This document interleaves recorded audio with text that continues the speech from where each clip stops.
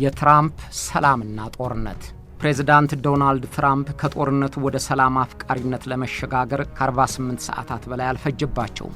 እስካለፈው እሁድ ድረስ አንጀቴን አርስበታለሁ ያሉትንና በኢራን ላይ ተግባራዊ ያደረጉትን ጦርነት አፍቃሪ ነበሩ። ከሰኞ በኋላ ጦርነቱ ቆሞ ሰላም ለማውረድ ስምምነት ተደርሷል፣ ሰላም ይሻላል፣ ኢራንና እስራኤልን እግዚአብሔር ይባርክ እያሉ ሲባርኩ ተሰሙ። የተኩስ አቁም ስምምነት ላይ ደርሰናልና እንኳን ደስ ያላችሁ እያሉ መልካም ምኞታቸውን በማህበራዊ ድረገጻቸው አስተላለፉ። ፕሬዝዳንት ትራምፕ ኢራን እርሳቸው በፈለጉት መንገድ ድርድር እንድታደርግ ደጋግመው ቢናገሩም ከልባቸው አልነበረም።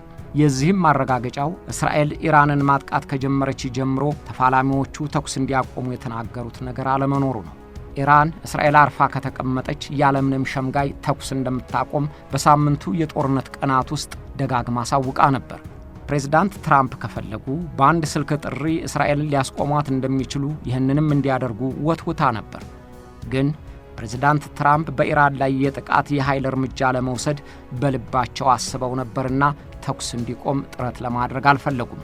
እንኳንስ እንድታርፍ እስራኤልን ሊነግሯት ቀርቶ ለእርሳቸው ፍላጎት መንገድ ጠራጊነቷን የወደዱት ይመስላሉ። እስራኤልን ተይሊሏት ቀርቶ የጦር አዛዦቻቸውን ለግዳጅ እንዲሰናዱ በሚስጥር ማዘዛቸውን ገፍተውበት ከርመዋል።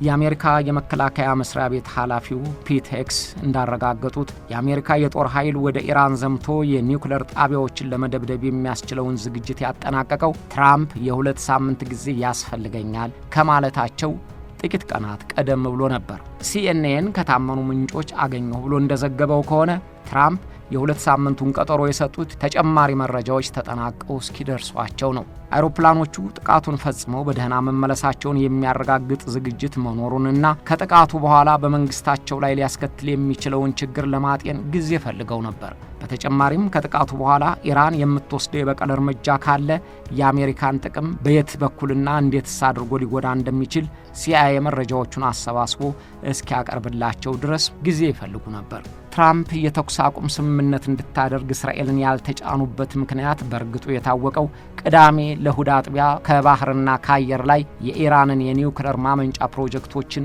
በሚሳኤልና በቦምብ ከደበደቡ በኋላ ነው። አሜሪካ እንኳንስ ልታስማማ በቀጥታ የጦርነቱ ተሳታፊ ሆነች።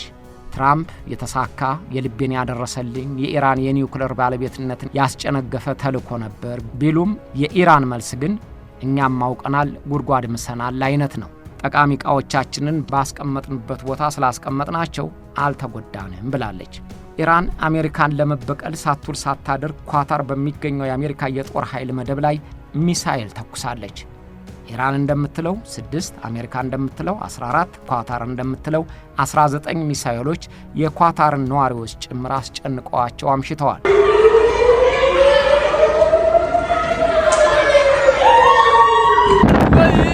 በዚያ የሚኖሩ ኢትዮጵያውያኖችም የጭንቀቱ ተካፋይ ሆነዋል።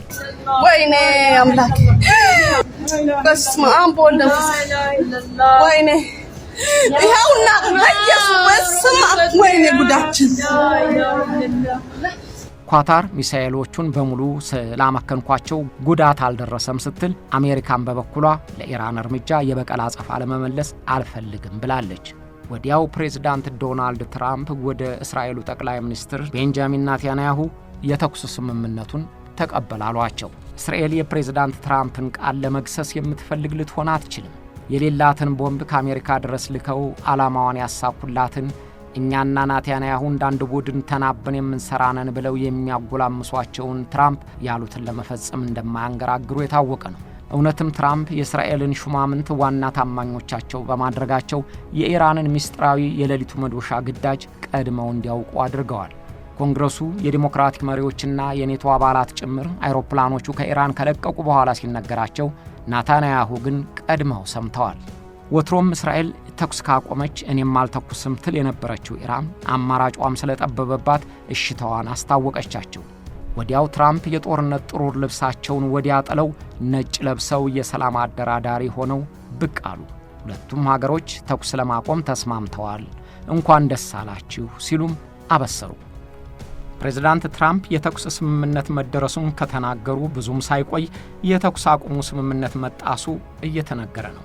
እስራኤል ስምምነቱን በመጣስ ኢራንን ተጠያቂ ስታደርግ ኢራን አስተባብላለች። እስራኤል አጸፋውን ለመመለስ ጥቃት የሚሰነዝሩትን ተዋጊ ጀቶቿን ወደ ኢራን መላኳን ሲሰሙ ትራምፕ ተቆጥተዋል። አብራሪዎችሽን ወደ ቤታቸው መልሺ ሲሉም ለእስራኤል መልእክት አስተላልፈዋል።